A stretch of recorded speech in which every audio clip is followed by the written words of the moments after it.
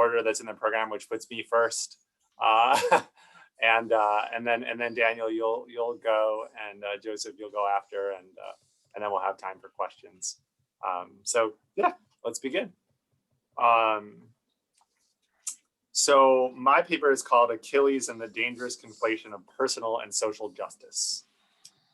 One reason that I'm writing this short essay with some temerity as a British modernist by training, dabbling in Greek epic, is that I found that the effort to understand and categorize the justness of Achilles' anger in the Iliad to be a useful exercise for students at a moment when, in media-driven political discourse, the experience of rage itself seems to justify its own validity and social value.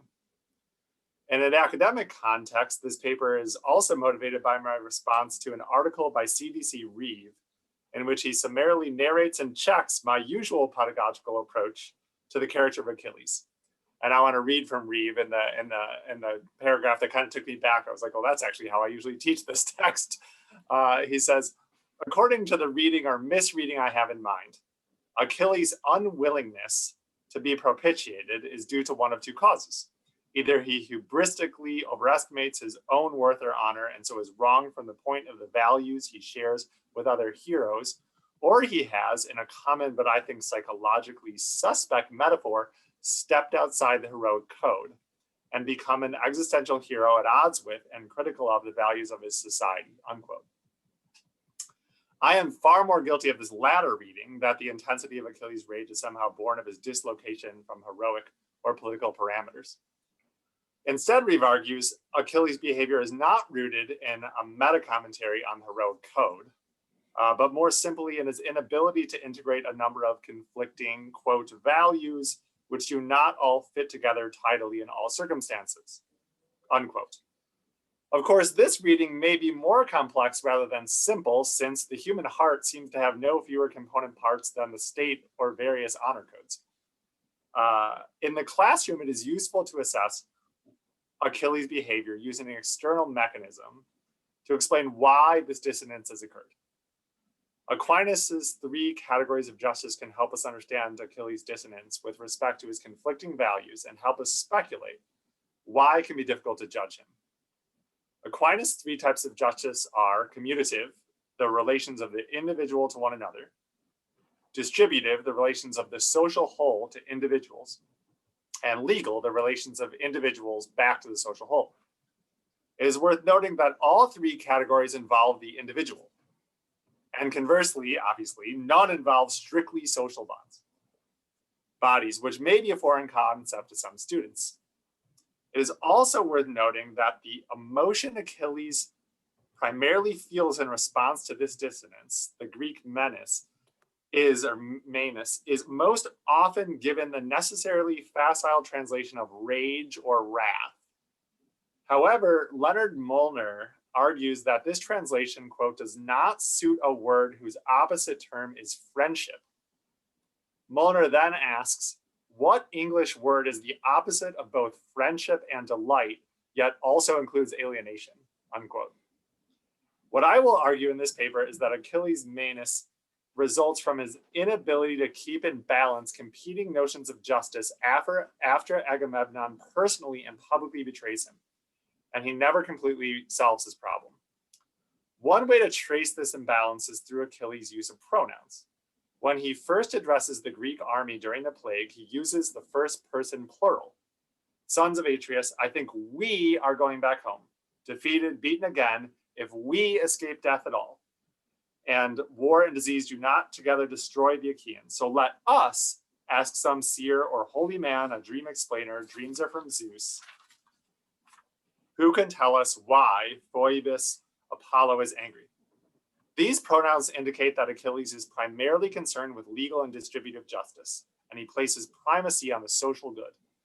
Agamemnon breaches this goodwill when he steals Briseis from Achilles in retaliation for having to return his own Time, Chryseis. Those who think that Achilles overreacts to this violation misjudge the full implications of this act. This misjudgment arises from an insufficient grasp of Aquinas' categories of justice. Agamemnon does not merely violate commutative justice, that between Achilles in him, or the justice between two individuals. As a ruler, Agamemnon's mistreatment violates all categories of justice at once. In a sense, the foundations on which justice can be made manifest are undermined for Achilles. Aquinas draws these categories from Aristotle, whose development of justice establishes this primary fundamental principle. Quote, and this is from Aristotle: there is one citizen who is required to be a good man. Also, that is a good man, wholly and entirely in order, and that man is the ruler, unquote. This is the case because the ruler, as theories such as the body politic will later elaborate, always represents both an individual, both the trustworthiness of the individual and the integrity of the social whole. In this case, Agamemnon personally offends Achilles, so commutative justice is violated. Most obviously, he fails to give from the community what the individual has earned, so distributive justice is violated. And therefore, he makes a mockery of Achilles' conception of what he, as an individual, owes the social whole, which is legal justice. Achilles quite rightly intuits that all categories of justice are now irrelevant. He has not stepped outside the heroic code. Instead, the foundations of justice have been ripped out from underneath him. When Odysseus later seeks reconciliation, Achilles understandably disregards any plea based on his relationship to the social whole. Note the exclusive use of the singular first and second pronouns. I don't think Agamemnon, the son of Atreus, can persuade me, for there is no thanks for endlessly fighting the enemy. The same lot comes to him who holds back as to him who fights eagerly. In like honor are the shirker and the brave. Death is the same reward for the man who does much, and for him who does nothing. It is no advantage to me that I have suffered pains in my heart, ever risking my life in these contendings. Even when Achilles determines to return to battle after the death of Patroclus, he justifies his decision to his mother, Thetis, in strictly personal terms. In fact, I would argue that Achilles re-enters the battle not primarily for revenge, but to amend his own lack of justice in allowing Patroclus to fight without him. In the face of fated death, he proclaims to his mother, "Then may I die soon. For I was no use in warding off death from my companion. He has perished far from the land of his fathers, and he needed me to ward off ruin for him." And he continues, "But for now, I will seize noble fame. May the Dardanians see that for a long time I have held back from the war. So don't try to persuade me from going to war. Though you love me, you will not persuade me." It's all personal for Achilles after the categories of justice have been eliminated. Achilles' re-entry into battle does not signify a reconciliation with Agamemnon, nor does it suggest that the categories of justice have been rehabilitated in his own mind. This continued imbalance is evidenced by Achilles' seemingly peculiar response to Agamemnon's promise of many gifts, which includes the return of Briseis. Achilles responds, "Son," and this is when he's promised to fight, son of Atreus, most glorious king of men, Agamemnon, you can give the gifts if you want, as is fitting, or you can keep them. It is up to you. But for now, let us think as soon as possible of battle." This is not reintegration. Someone who trusts the categories again. In fact, he continually guards himself from identification with the larger war effort. After he kills Hector, he instinctively begins strategizing to help the Greeks take all of Troy, but he abruptly stops himself and says, "But why does my heart have this conversation with itself? Patroclus still lies dead at the ships, unwept and unburied. I will never forget him, not so long as I am among the living and my limbs still function," unquote. Achilles' mistreatment of Hector's corpse can be located in his lack of consideration for the social whole. In other words, the continued disintegration of his sense of justice. Since Agamemnon's destabilizing act of injustice is the occasion for this disintegration, it is difficult to judge Achilles' relative culpability, which is why he is such a divisive figure.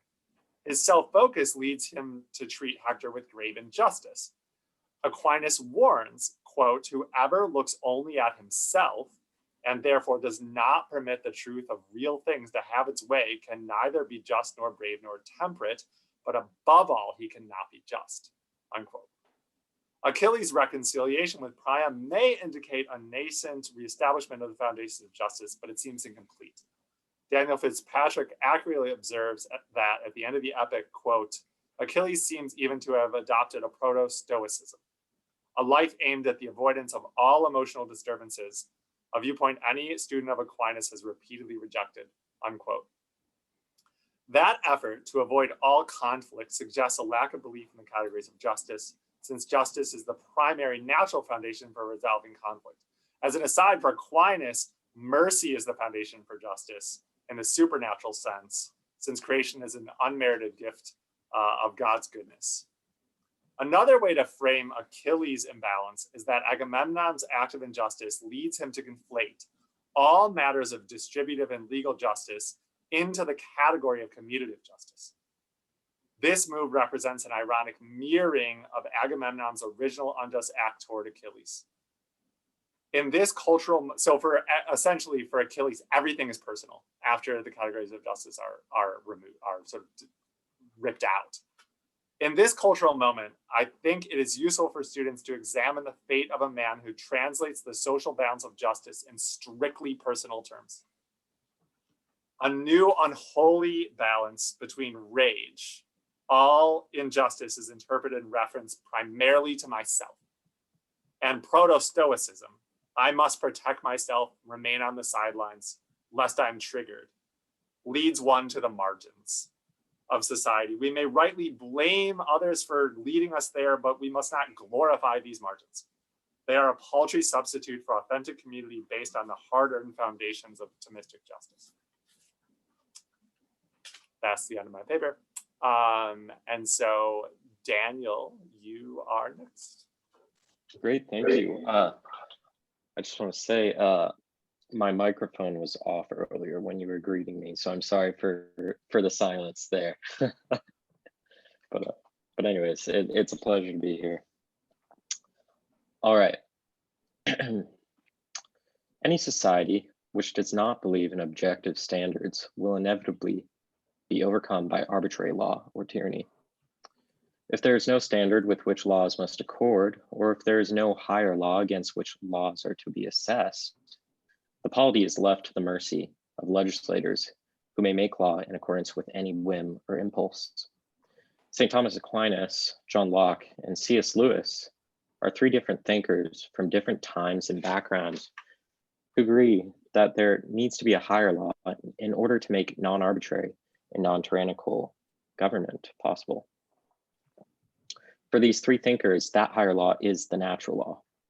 Each of the three has their own unique natural law doctrine, and they might disagree in some regards as to what the natural law consists of or how it is known.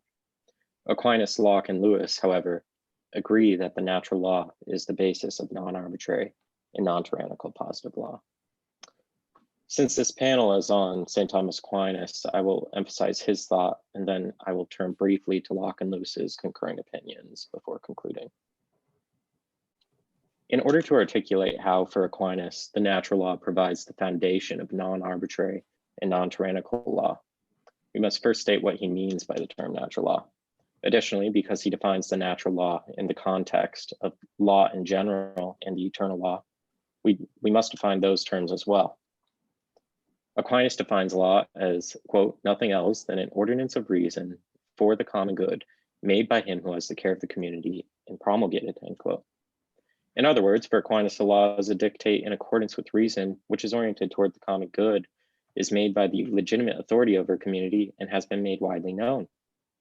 There are these are the requirements which all the different kinds of law must satisfy to be true law. This brings us to our next definition, that of the eternal law. Aquinas defines the eternal law as, quote, the type of the divine wisdom as directing all actions and movements, end quote. Aquinas holds that all of creation has been providentially ordered by God. Every creature has its own proper good as ordained by the design of the divine mind.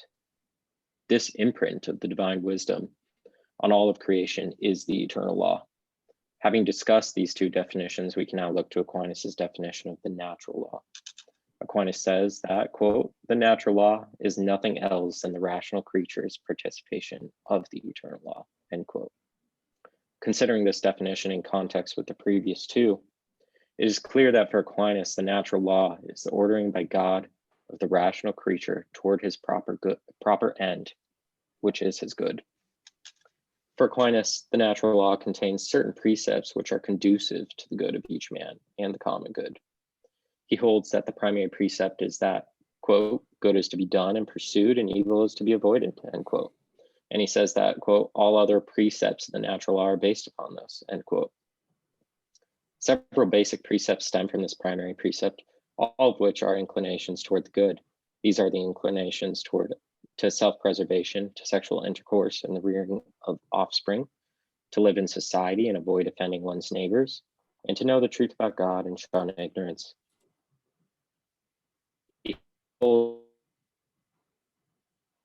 more particular precepts of the natural law are these, which stem from the principal precept, do good and avoid evil, is naturally oriented, and that the precepts of the natural law are the general rules which each man ought to follow in order to act in accordance with God's design. In short, for Aquinas, the natural law is that which naturally orients man toward his teleological end and the common good.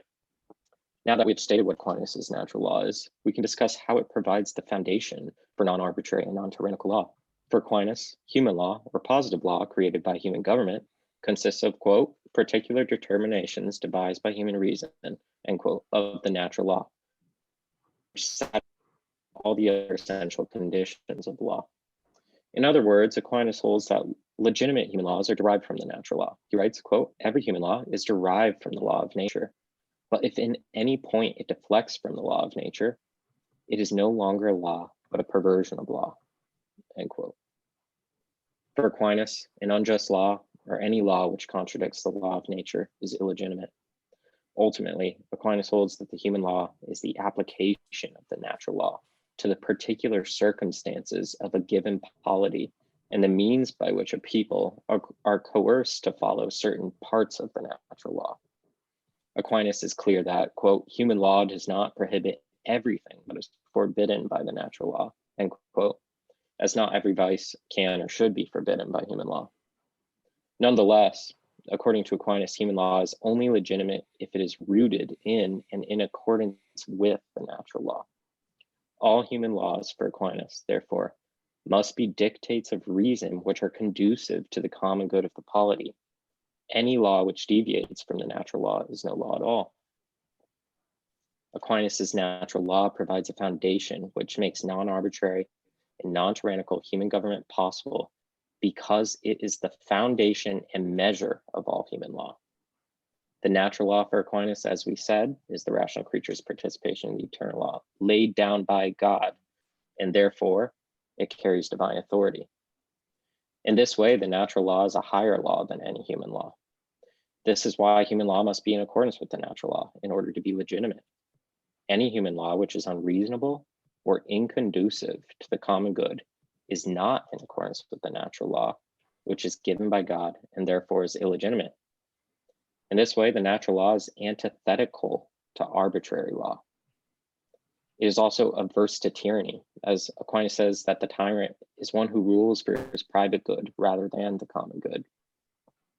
The natural law in Aquinas' thought provides a standard against which all human laws are to be judged. In this way, for Aquinas, the natural law is a higher law, which one can appeal to when government acts unreasonably or tyrannically, and it also acts as a foundation and guide for good and just rule. Now we shall turn to Locke and Lewis's concurrences. Locke also holds that the natural law is that which makes non-arbitrary and non-tyrannical rule possible. He explains that the natural law is the basis of a stable conception of virtue and law across nations. In his Questions Concerning the Law of Nature, he writes, quote, we see most men who are induced not by their private interest, nor swayed by the urging of some pleasure, do what reason dictates and declare that it should be done. No other cause can be discovered for this than the obedience which men feel they ought to pay to the law of nature, end quote. In other words, Locke holds that the natural law prevents men from acting solely for their own private interest. In this way, it protects against tyranny.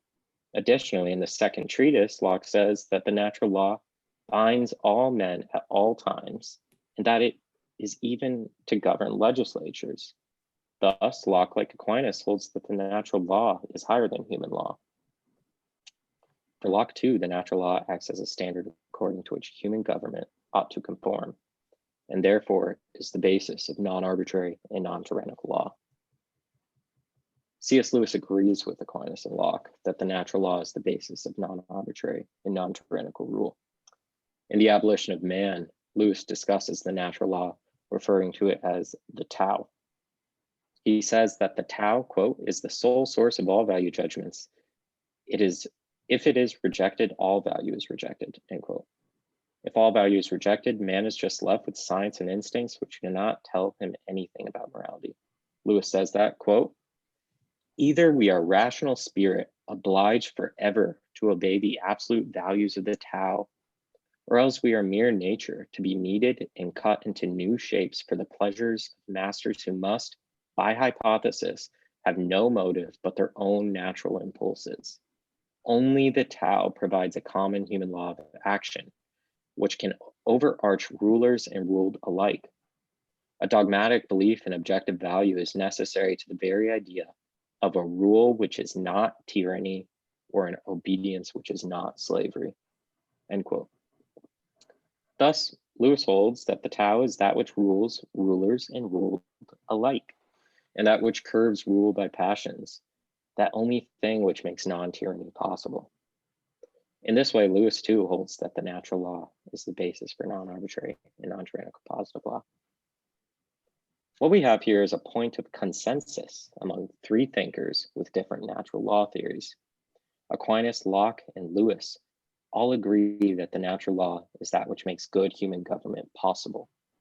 The daunting implication of this teaching is that when the natural law is abandoned and forgotten, government does not have a standard according to which it ought to legislate, and will inevitably dilapidate into irrationality and despotism. Without the natural law, the government will fail to serve the true common good. I believe that it is of utmost importance for us to heed the teachings of these great thinkers. If Aquinas, Locke, and Lewis are right, we need to work to reinvigorate belief in the natural law, because it is the foundation of good government. Thank you.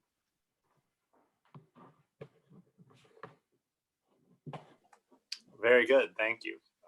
And then our last presenter is Joseph. Take it away. Thank you, Tim.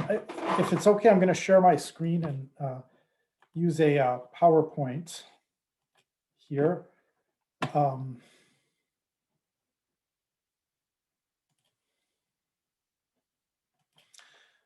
Okay, so my topic is Aquinas versus the skeptic. And I'll be talking here about the granddaddy of all skeptics, the ancient Greek thinker Pyrrho of Elis, who lived roughly 360 to 275 BCE and reputedly joined Alexander the Great on his conquests to the borders of India. Pyrrho did not leave any writings, however. So one of the best sources we have for his thought is the work by Sextus Empiricus, known as the Outlines of Pyrrhonism. And this was written several centuries after Pyrrho, but it's a great systematization of skeptical thought. And I'll be looking specifically at book 1 of this work. It's divided into 3 books. And I'll be looking at the writings of St. Thomas Aquinas, specifically his Summa Theologiae from the 13th century. So the central Pyrrhonian or skeptical argument goes like this, in iteration after iteration in Sextus Empiricus. The same things appear different to different observers due to differences in physiology, psychology, position, distance, culture, religion. In short, to every argument, an equal argument is opposed. Thus, we only know how things appear to us, not what they really are in themselves. We don't know their natures in themselves. Thus, we suspend judgment on the natures of things, willy-nilly, the skeptic would say. And we feel, therefore, mental tranquility or ataraxia something the skeptic described or discovers entirely by accident by going through this procedure for the first time, according to Pyrrho and Sextus. Now, Aquinas will argue that skepticism is actually self-contradictory. This is, of course, one of the most common criticisms of skepticism, and Aquinas gives us two different versions of this critique. So the first version is from the Summa Theologiae, part 1, question 2, where he's discussing the existence of God. It actually comes up in an objection. The question is whether the existence of God is self-evident, which Aquinas, of course, thinks it is not. But there is a kernel of truth in this objection, which Aquinas seems to endorse. The existence of truth is self-evident, the argument goes, for whoever denies the existence of truth grants that truth does not exist. And if truth does not exist, then the proposition truth does not exist is true. And if there is anything true, there must be truth. So the skeptic is involved, in effect, in a performative self-contradiction in affirming that truth, as a truth, that truth does not exist. There's a somewhat longer, more involved argument, a little further on in part 1 of the Summa. Question 85 includes Aquinas' discussion of epistemology. And in Article 2 of that question, he lays out this argument. If the mind knows only its own impressions, then it can judge only of those impressions. If the mind can only judge of its own impressions, then every judgment will be equally true. For the assumption seems to be, we cannot be mistaken about how things seem to us. If every judgment is equally true, then contradictories would be true simultaneously. But contradictories cannot be simultaneously true, Aquinas argues. And so he concludes, the mind does not know only its own impressions.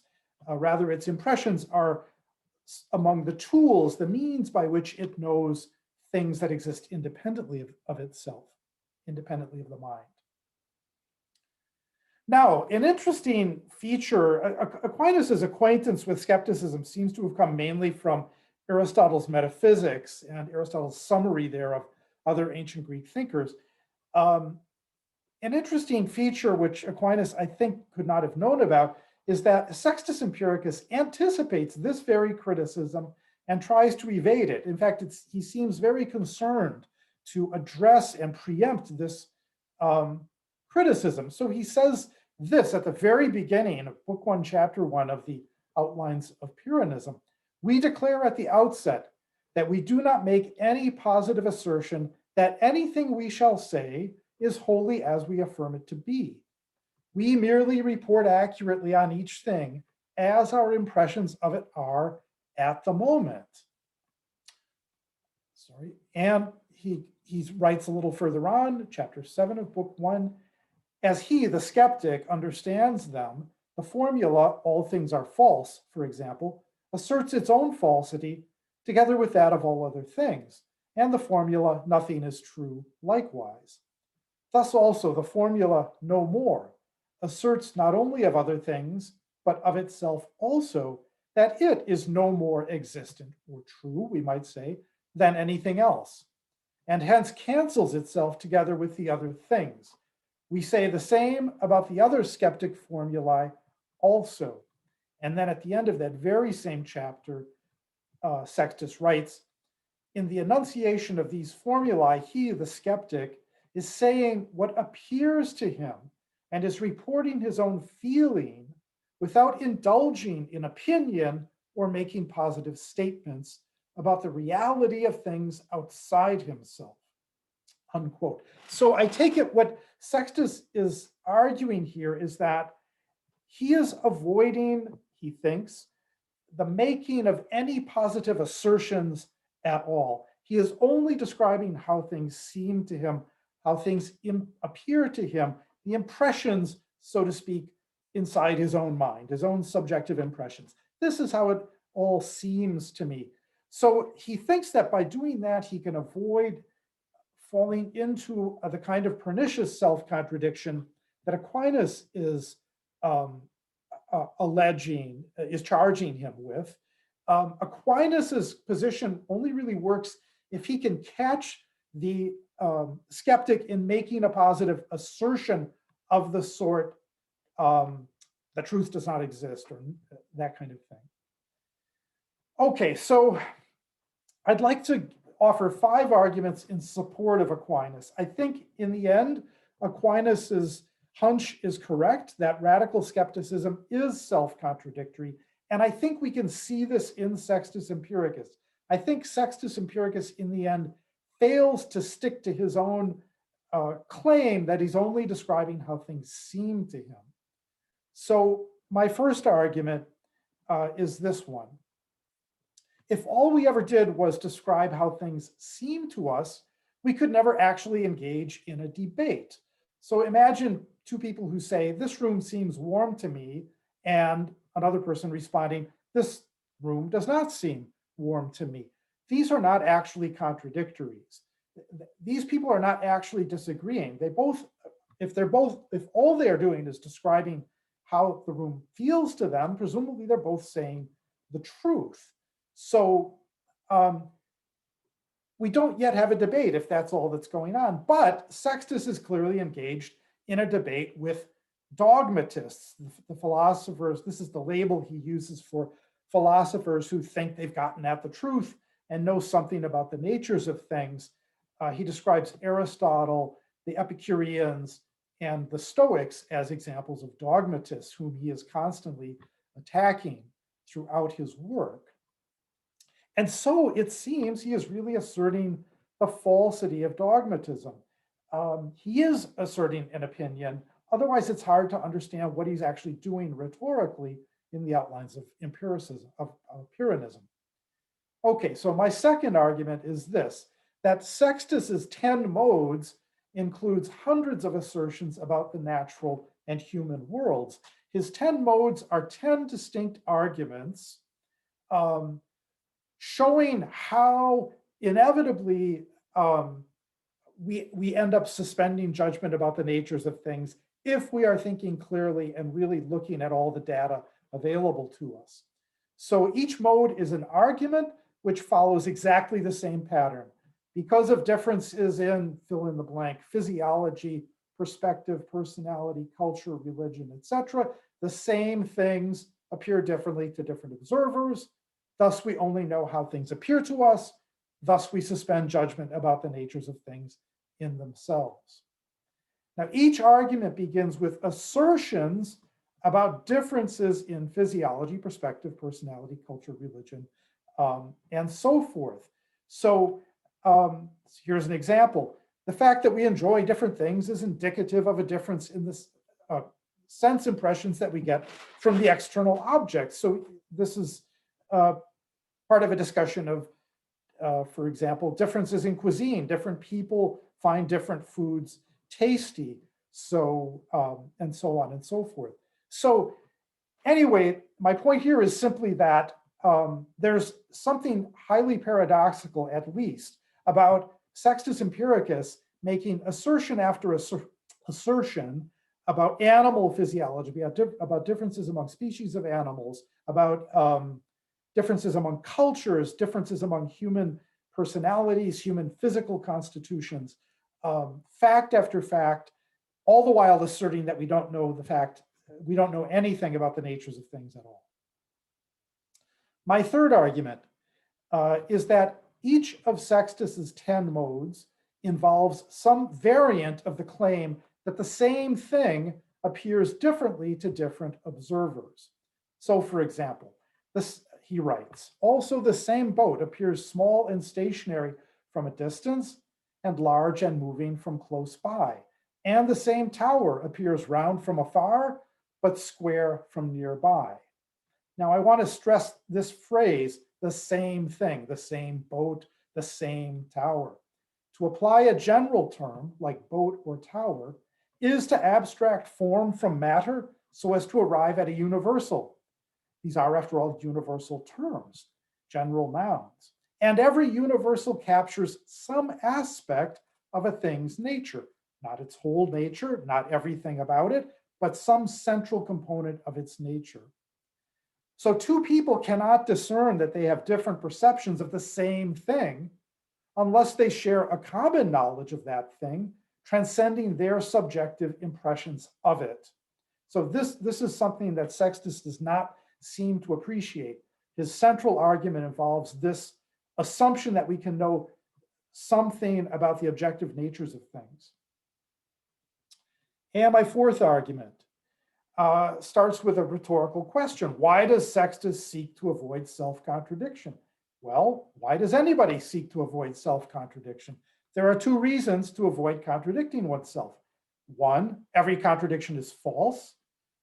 And two, self-contradiction makes one's own opinion radically unclear to one's audience and even to oneself.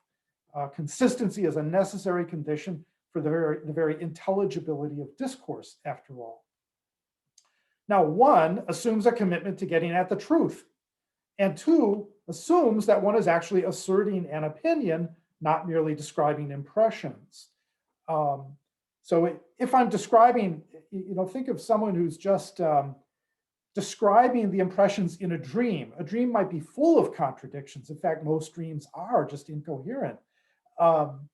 If I'm just describing, I'm not asserting, I don't worry about contradicting myself. It's only when I actually make an assertion, when I am asserting an opinion, that I have to avoid contradicting myself. And my fifth and last argument.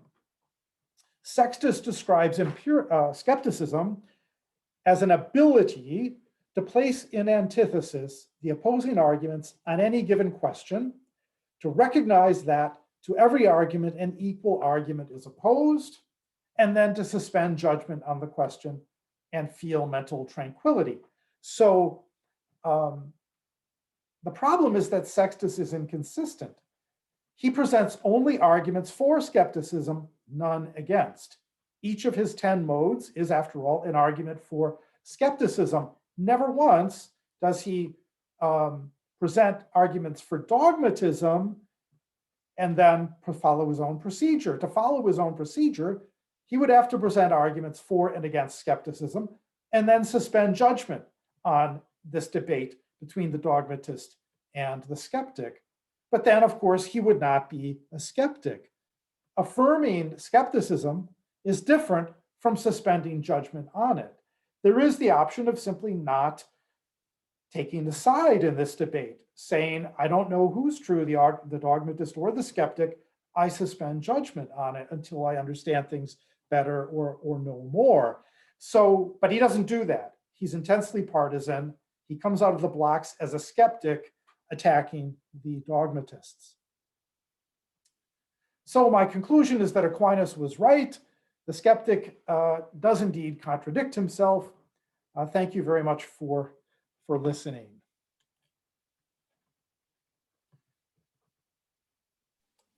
Well done.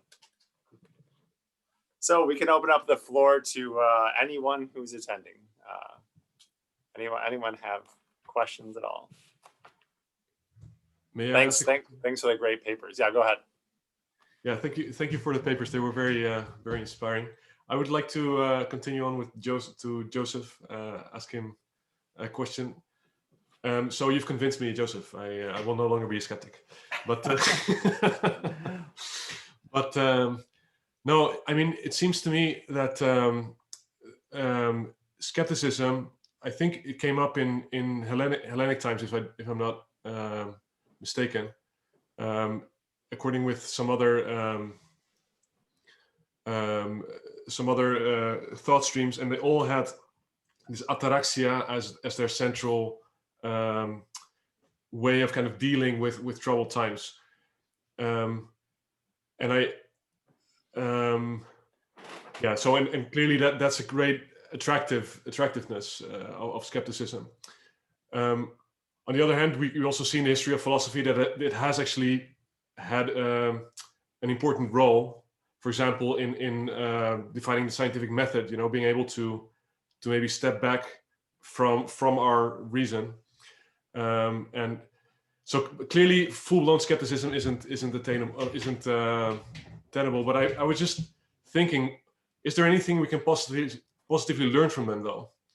And to me, it seems that at least one thing is that, so what he seems to be doing is trying to kind of step back from reason, trying to kind of positively assert kind of not going into reason.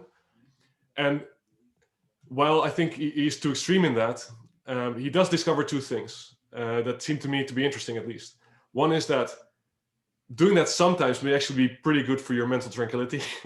So not to be reasoning and judging all the time, it can actually be quite helpful. And a second thing could be, no, that it seems to be that we can actually know things, or at least observe things, without there seems to be a kind of deeper awareness of things that isn't completely only reasonable, or even below reason, so to speak. I don't know if I make myself clear, but these to me seem two things, without agreeing with him, but that maybe are worth thinking about more. Do you agree, disagree, or? Yeah, I think that ataraxia or mental tranquility is, attractive. And the more anxious we are, the more anxiety we feel, the more attractive it seems, I suppose. And sometimes I think I know what he's getting at, that sometimes I have the experience myself of, puzzling over some difficult debate, breaking my head and trying to figure out who's right in this debate. There are smart people on both sides. And sometimes there is kind of a relief involved in admitting to myself, I don't know. And actually, come to think of it, I don't really have to judge right now. I can admit my ignorance. And there is some mental tranquility that comes with that admission, instead of putting on myself the burden of having to decide, when I'm not equal to the task.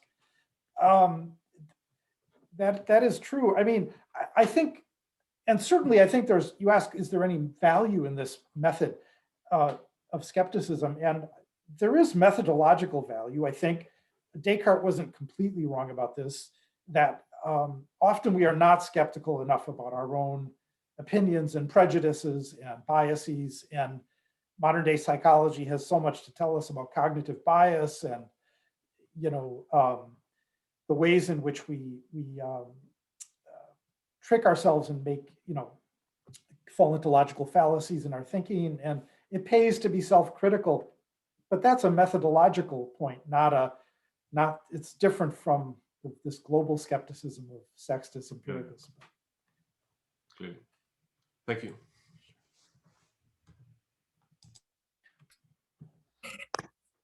Yeah, I have a question for each person, but I'll just start with one, and start with you first, Tim. In that section of Aquinas that you described, there's no mention of general justice.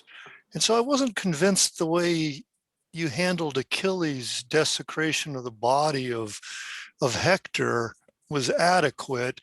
And I would add the other one that's particularly alarming in the Iliad, when he sacrifices the young, whatever they were, men, 12 or 15, on the grave of Patroclus. These seem to just be beyond the bounds of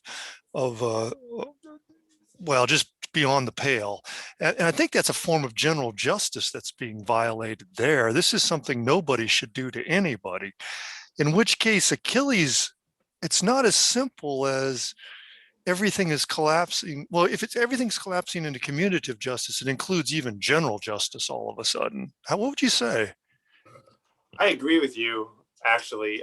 So I think Achilles, once he stops believing in, and that's what I wanted to establish with a quote from Aquinas, warning, like once he has a sense that there's no justice for him, there's no foundation of justice for him, he starts acting without reference to justice. So, but it doesn't mean justice is in fact gone. So he is acting tremendous. That's why I had that quote from Aquinas: whoever looks only at himself and therefore does not permit the truth of real things to have its way can neither be just nor brave nor temperate, but above all, he cannot be just. Aquinas is acting unjustly. The question in class kind of becomes, does he have a right to, which is of course crazy. No, right, he does not. But it's interesting how the students grapple with that. Like, it's hard because they're like, well, once he's been treated this way, it's like the rules are gone.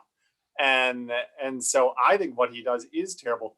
But I also understand the kind of implicit sympathy, not with Hector, but with some other actions of Achilles, or at least even his distancing from the Greeks, to feel like, well, I've been damaged, it's been taken from me, so I'm not going to observe it.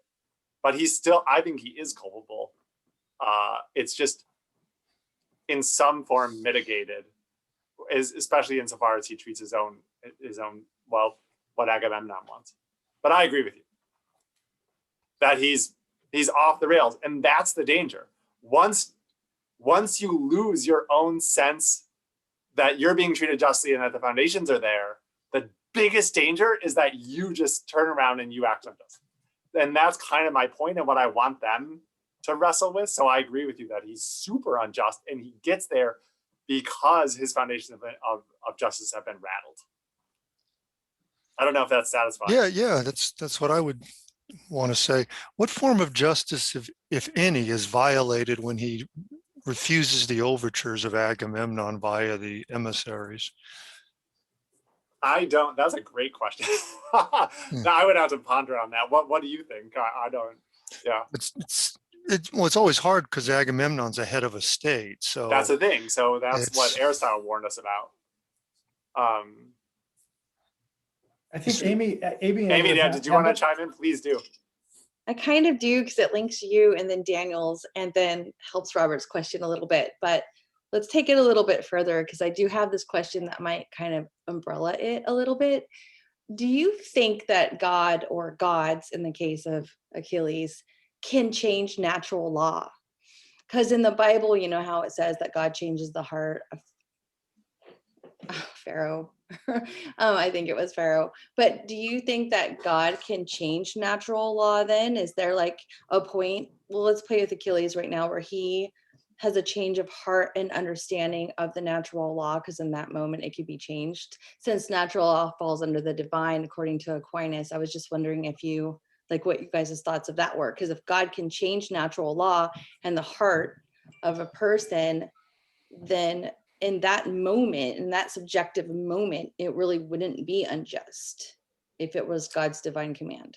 Yeah, for Aquinas, definitely not. But if someone maybe knows the Odyssey better, or the Iliad better, maybe could chime in on like how the Greeks would understand it. I would. I'm actually giving this paper in part because I'm wrestling with things teaching it. It's not my area, and I was actually hoping to learn. So, does okay, anyone so know you're like saying how? That Aquinas would not believe that God would change natural law. No, that's not possible. That doesn't. Okay. Yeah. Okay. Because it is the rational creature's participation in the eternal law, God's providential ordering of the universe through eternity.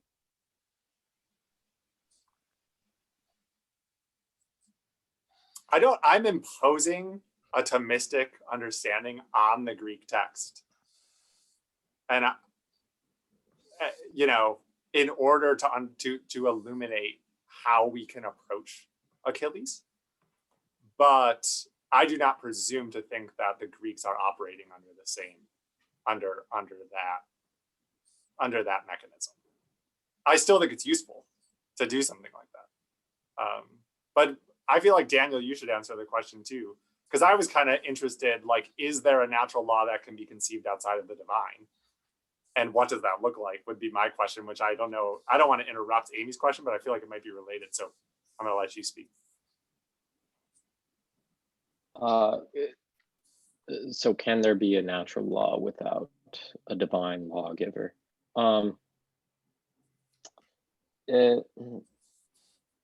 don't think so, because the natural law is the participation in providence. Really, it's really rooted in reason. Law for Aquinas is an ordinance of reason, and reason belongs to persons. Reason belongs to the lawgiver lays down his reason. Yeah, I don't think you can have it without the lawgiver.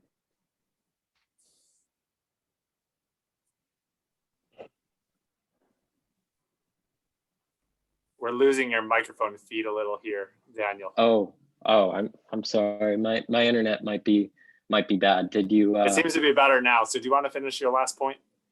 Yeah. Just that. Because law for Aquinas is an ordinance of reason, and only persons are reasonable. Only persons are rational. I think you need a personal lawgiver for Aquinas. And you said it was for all of us. So Joseph, is that right, Robert?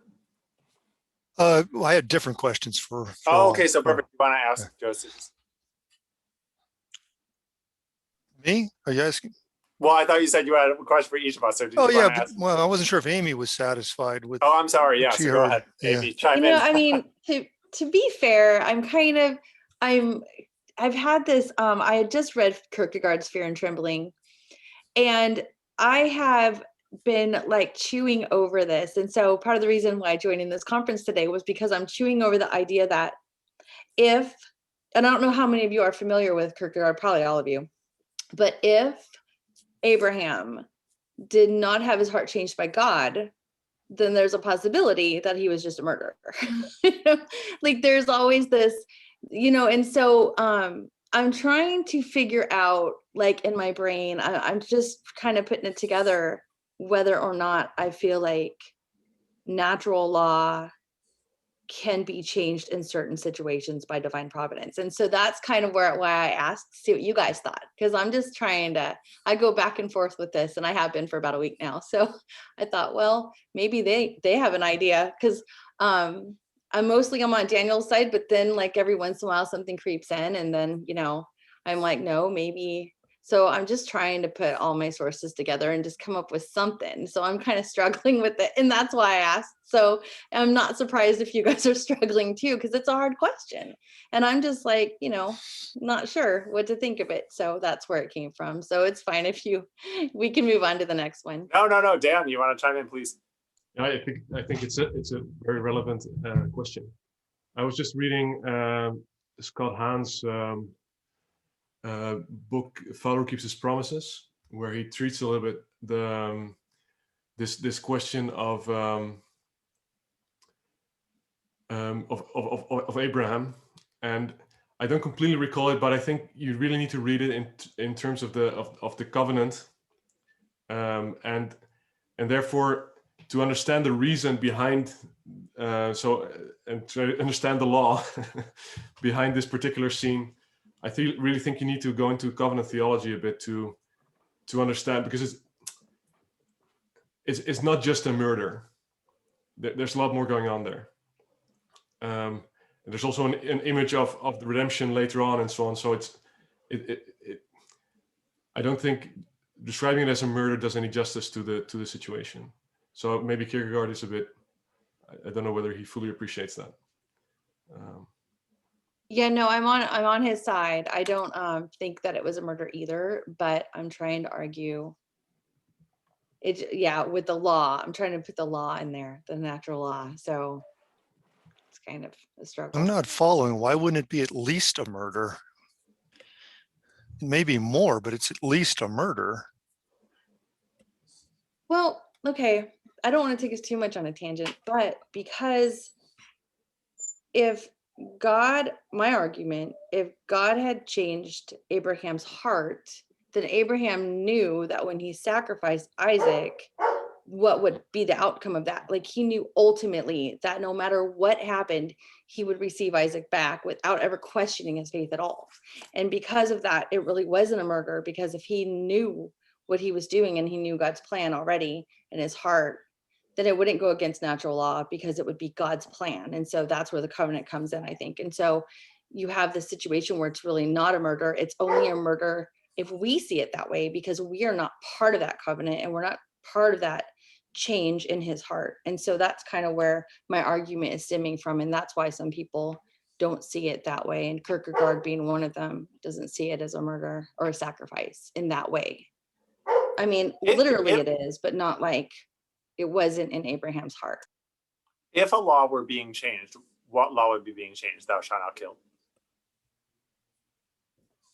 Okay. Yeah, kill the innocent, which Isaac is. Yeah, thou shalt not kill does not necessarily mean no car accident deaths or something. Yeah, of course. Yeah. So it's, it's that very focused notion. And it seems like that law is still violated, even if somehow Isaac's resurrected or reincarnated, you still murdered the little dude. Well, he did not. I mean, it's and yeah, it's very strange, right? Because the will to do so is being honored, but it's being honored. And Dan, am I saying your name right, Dan? Is it? It's being honored in it, and I'm somewhat familiar with Scott Hahn's popular theology, and it's being honored in a ritual context in which God's commands must be honored, and yeah, I don't. It's still it's meant to disrupt, right? Go ahead, Dan. You wanted to add? No, I think it's a similar question to the question. Is God the Father murdering Christ? So because that's a similar, that's a similarity there. Of course, I mean, there we have the the authorities of the time and the Romans and so on. But still, it seems that God the Father also allows for this to happen, even asks it somehow. But that's the usual difference. He allows, tolerates, endures, and uses it for a providential plan versus Isaac and Abraham. He orders this to be done. There's the same providential plan there. That I think that's the thing. But okay, yeah, you have to. But God didn't tell the Romans to kill Christ, though. Like God never told the Romans to do that. So he never, like, there's that argument. And I mean, I think that's what Robert is trying to say, is there's a difference between allowing and ordering, though. Okay, so let's just look at this from the perspective of the more, the morality of the action, right? So when you murder someone, the intention of the act is to is to kill. Here, I don't think that's the intention of the act. I think, well, I mean, I haven't thought this through, but what seems to me is that what he's doing is the act is maybe a sacrificial act, or or obedience, or something of the kind, right? This is, this goes along the line, do you, if a doctor kills a patient by stabbing a knife, or a thief kills someone by stabbing the same knife, it's not the same thing, because the intention of the act is different. So again, I would have to think about this more carefully, but I think it goes along that line. If I can jump in quickly, I'm really enjoying the flow of this conversation, and I thought I would insert a kind of a different argument, but stemming from the question of what is the ultimate grounding of natural law? Is it reason and nature, or is it the will of a divine being that transcends reason and nature, that I think pertains to this conversation? And I'm coming at it from a more contemporary issue. In 2019, there was a report of a commission on unalienable rights that was released, that was commissioned by Mike Pompeo. And there were a lot of critics to this report. And the criticism was that the report was grounding unalienable rights in natural law rather than positive law. And the critics were pointing out that reason should be the ultimate grounding of human rights rather than the will of a transcendental being. And just to paraphrase, one of the critics said that reason is rooted in the standardist claim of the 17th and 18th century that reason alone is supposed to make us accept the existence of a supreme being, while there cannot be a supernatural entity that involves itself in human affairs by giving or sanctifying specific laws and rights outside of the realm of reason.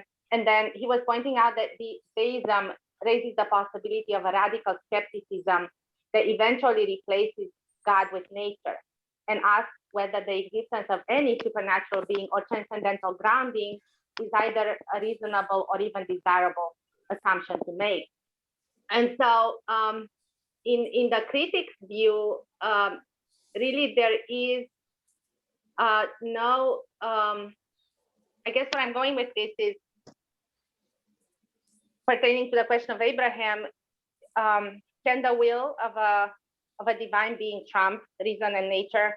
And then we're grounding all of this in a transcendental being's will. And so I'm kind of thinking through natural law here, and what is the ultimate grounding of natural law. If it's reason and nature, then the critics of this report have a point.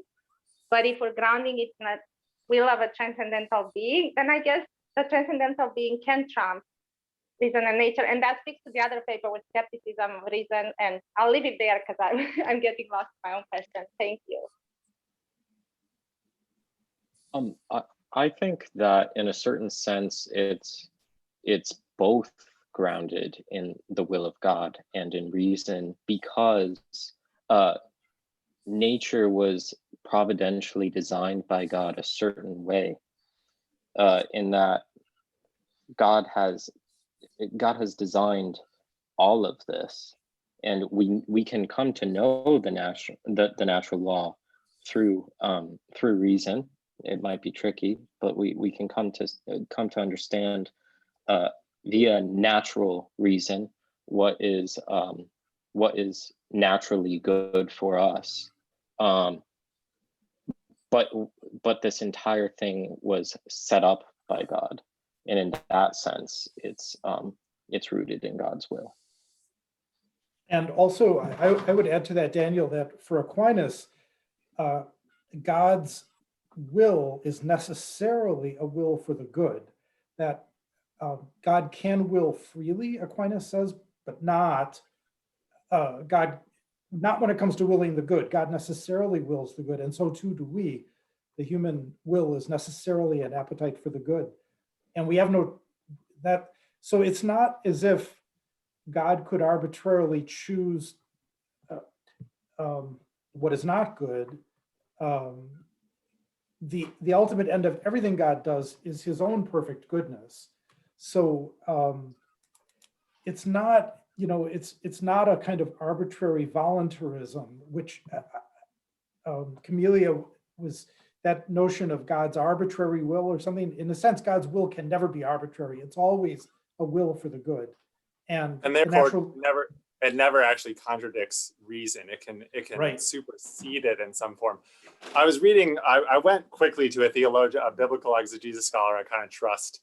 And he says to note two things, just because I'm like, whatever, technology, we're on Zoom. It's slightly less rude, I guess, than when we're in person. It says two things. One is that Abraham is asked to offer his son in a burnt offering. It doesn't say anything of killing. It's specifically offering him. Now the other argument, I found this to be a little bit less persuasive, but was that by faith, the act of faith is that Abraham knows his son will be preserved, and the nature of the offering is sort of somewhat indeterminate. He has to just keep following through, imagining this is what he wants, but also knowing that God will show him the full meaning of this, the full significance of this, predicated upon his obedience. I don't know if anyone finds it satisfactory, but it was at least interesting to read the brief exegesis. Maybe this is a great conversation. Maybe we should turn to Robert's question though for Joseph and spin it back there. I want to stay on this one just a little bit longer. Oh, sure. I think the same problem replicates again, and so all the same questions can be repeated again. And I think Joe's answer to the question, it's not just that natural law is rooted in eternal law, but you could also replicate it. All intelligibility is rooted in God's intelligibility. But And so you could ask, well, can God just make anything, any intelligible statement, something else? 2 + 2 is in fact 7. So the occasionalist, Yeah, well, just anything. Yeah, but even mathematical truths or modus ponens is now false.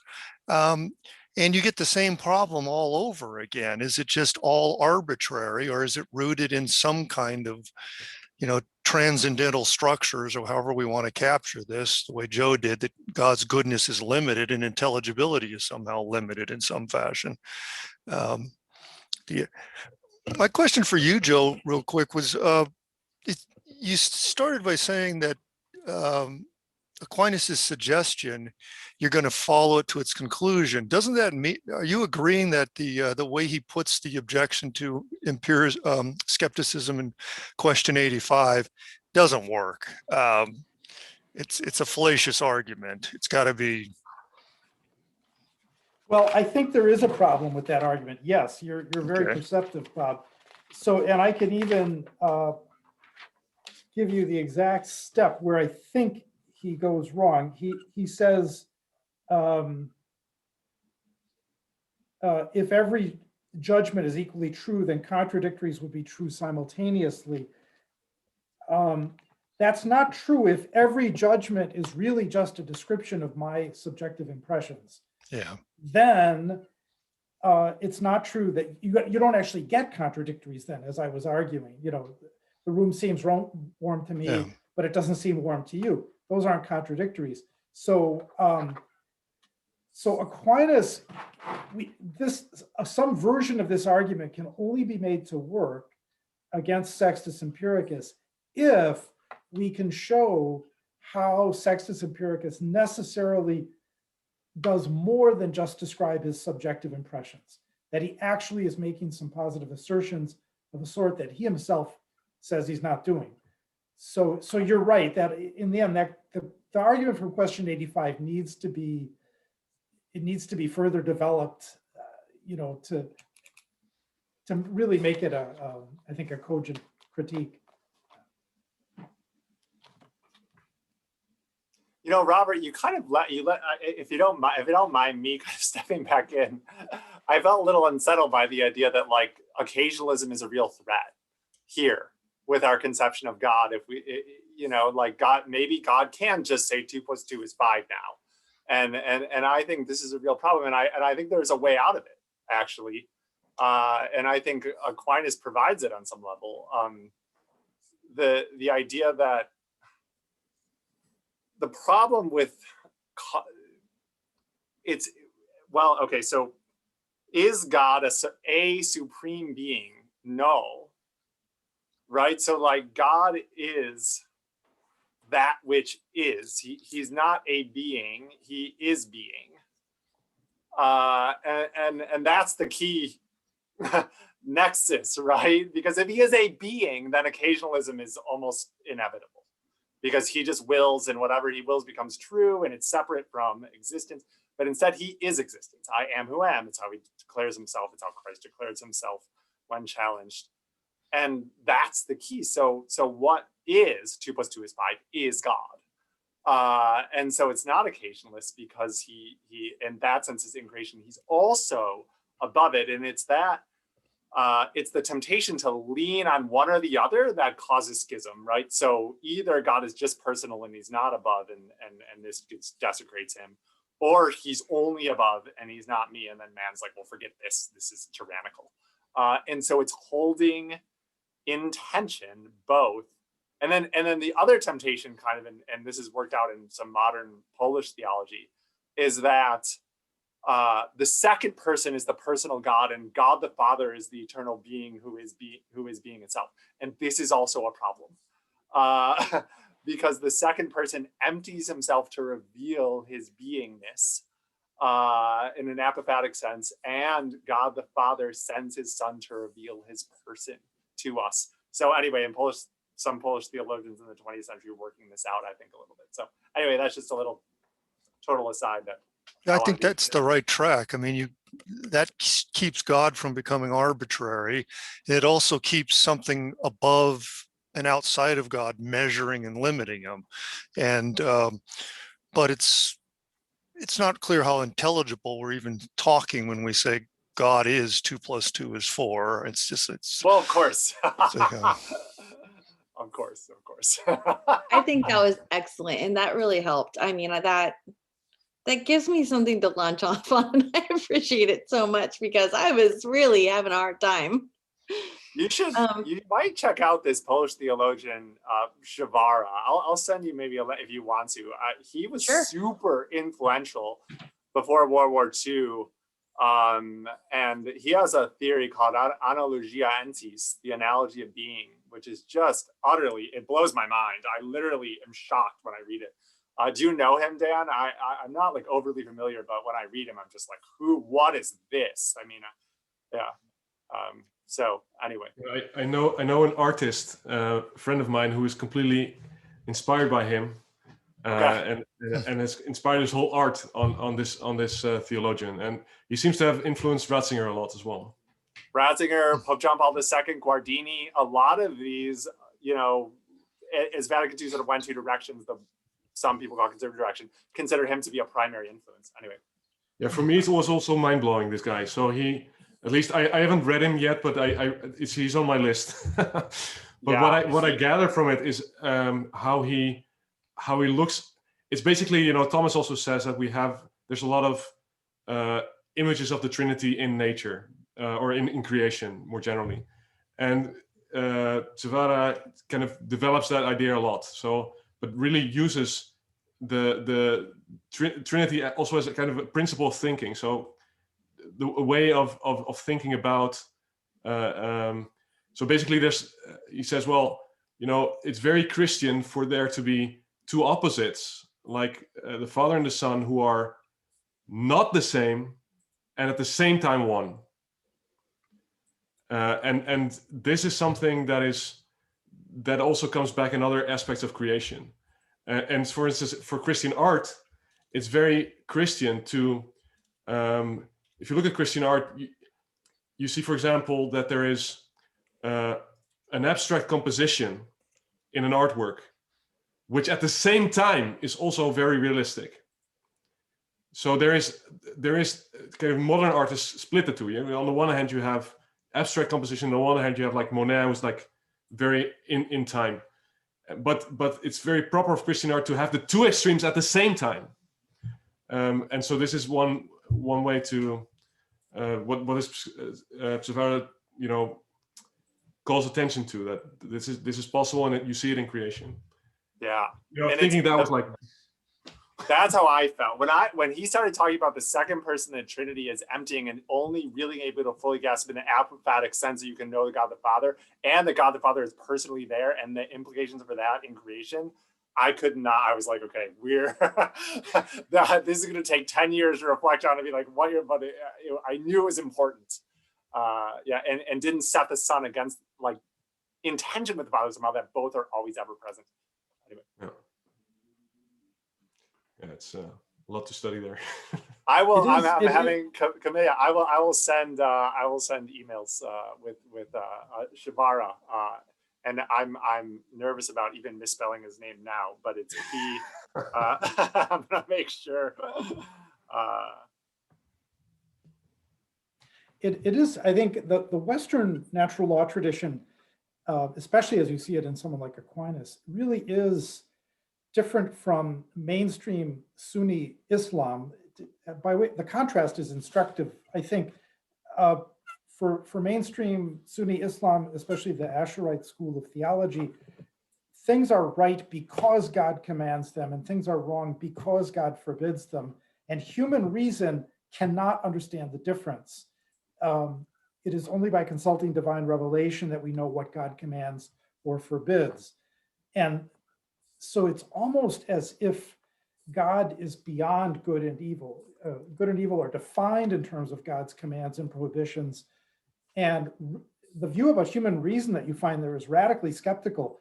Human beings disagree all the time. The Asherites theologians say, therefore, human reason is unreliable. We can only know right and wrong by relying on divine revelation. That divine command theory of ethics is radically different from Aquinas's natural law thinking. And the conception of God behind it is radically different from Aquinas's conception of God. And I would just add to what Tim was saying before, God is not a being, he is being itself. And moreover, being is convertible with goodness. Being is actuality, is perfection, is goodness. God is universal good or goodness itself for Aquinas, and not, in a sense, beyond good and evil. May I raise a different point? Yeah, so we've been talking a lot about reason, and it's very important.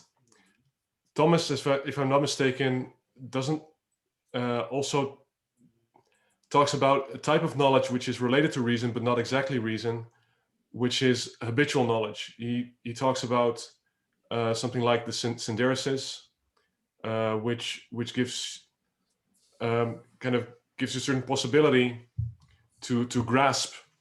I don't know whether the word is intuitively, but something like to grasp some of the first principles. So my question would be, how does habitual knowledge relate to natural law? Do you have any thoughts on that? Yeah, I think, yeah, so synderesis, I think, is what we tend to mean when we use the word conscience a lot nowadays, although for Thomas, conscience means something else. So we are naturally ordered towards the good, and naturally ordered to live in particular ways. We're naturally ordered to live in society and naturally ordered to have sex and procreate and whatnot, right? And we have natural feelings about what is good and what is evil. We know not to kill babies and whatnot, right? Deep down, we know that's wrong. And so knowing the natural law means reasoning about these things. So there's the feeling component. What we can, through synderesis, kind of have a feeling as to what's right, but then we can also reason about what is good for us, and what good action looks like, and what is good for the common good and whatnot. So yeah, I think knowing involves both those aspects, the synderesis and the practical reason. Yeah, okay, but so if I understand it, I mean, I may not, I haven't really delved into this, but if I understand it, because reason always needs a starting point. You know, if you study mathematics, you need your axioms to start reasoning. And so one of the starting points, for example, is, you know, do the good and avoid evil. Now, to me, that, you know, that seems, you don't reason that. You just know that it's that way. I think that's an inclination, and we reason about that inclination and other inclinations. Yes, but the ratio begins in intellectus. I think that's what Dan is saying, right? That reasoning begins with a grasp of first principles. You're both saying, I think you're agreeing, but is that's what you're saying, right, Dan? That, I think you're right. Yeah. For Aristotle, you know, episteme presupposes nous. Yeah. Or in Latin, ratio presupposes intellectus. And synderesis is that intellectus. It's the grasp of first principles in practical reasoning, I think. Is that how you understand it, Dan? Yeah. Yeah, I'm not quite sure how I understand it yet, but that may be helpful. Thank you. This question of infused intellect is kind of intriguing, that I think you're kind of bringing up. Like, to what extent is even the ability to reason an infused thing? It's synderesis for Aquinas is a natural habit, which is a rare. It sounds like an oxymoron, because a habit is with Aristotle, it's something acquired. But it's a type of innate knowledge or an innate orientation towards the good and an innate. So it's like Pauline knowledge is written on the heart, even for the. Yes, right.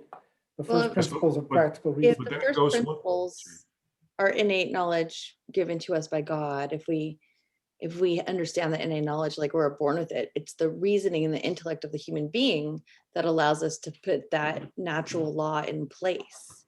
You know, probably all animals have innate understanding of good and bad because it's God's understanding. But I don't think all animals don't have the intellect and reasons that humans do. So animals can't put that into place like we can. And so that might be part of it. Yeah, no, certainly. I mean, reason is indispensable and very important. So what I'm exploring a little bit is like how much can you attribute to that habitual knowledge, and it seems to me that it's a little bit more than only conscience. So there seems to be at least some content to it, but of these very first principles that then need to be developed by reason. But and so it seems to me that at least some part of it is also part of the natural law then. Yeah. But if you say that it's part of reason, then I mean it's still, okay. But it's a different part of reason. Yeah.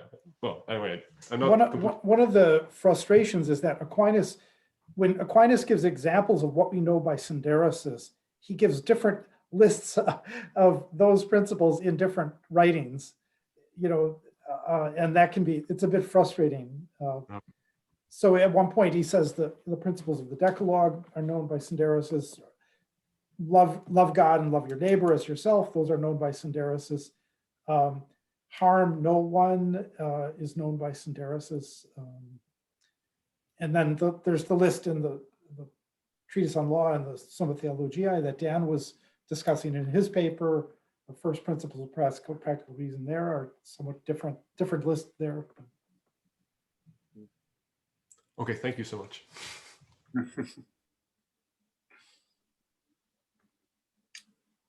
Do we have any other questions? Maybe I'm still processing through mine, but back to the Kierkegaard on Abraham Isaac. It's on some level an existential question as well as a theological one, and I think reason fails us to some degree, breaks down when it becomes existential questions, because if we have, as was stated, natural feelings about good and evil, and we tend, and as humans, we tend to avoid, right, that's part of our nature, to avoid the suffering, or suffering in general, and God doesn't. And so then is God the author of the evil that brings suffering? No. And non-Reformed theology rejects that completely, but Reformed theology kind of subsumes that somehow, that no, God is not the author of evil, but somehow, I don't know how to proceed from here with correct theological language. So reason, the breakdown of reason, when it comes to existential questions, I don't know if anybody has any thoughts on this.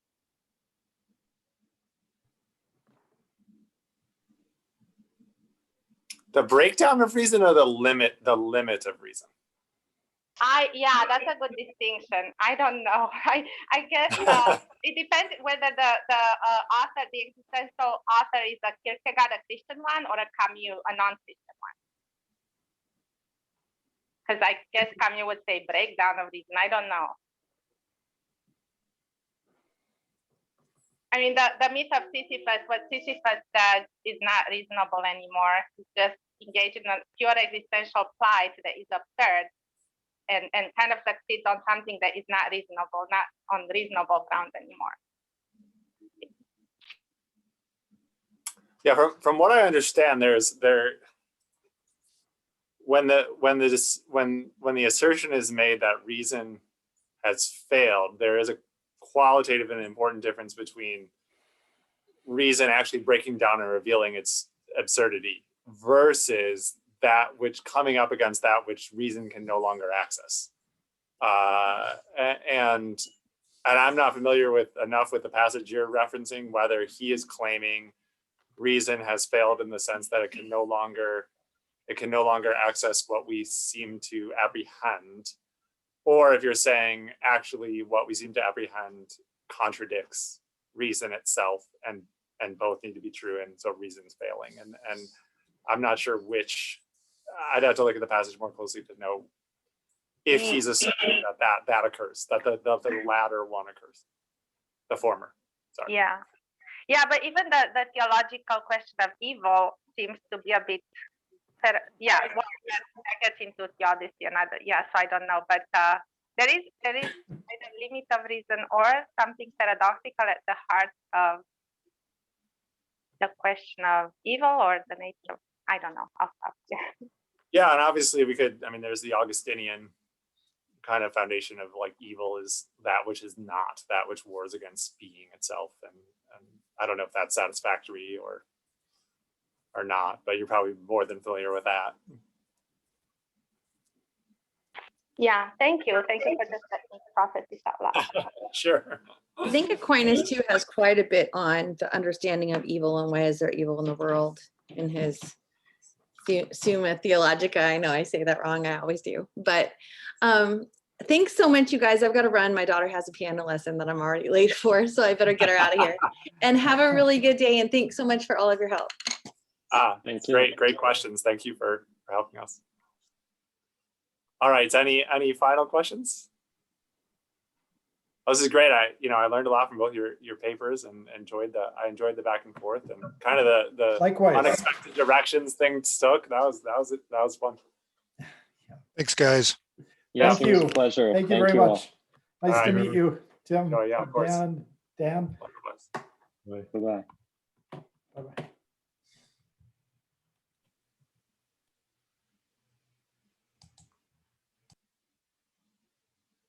Thanks, Jeremiah.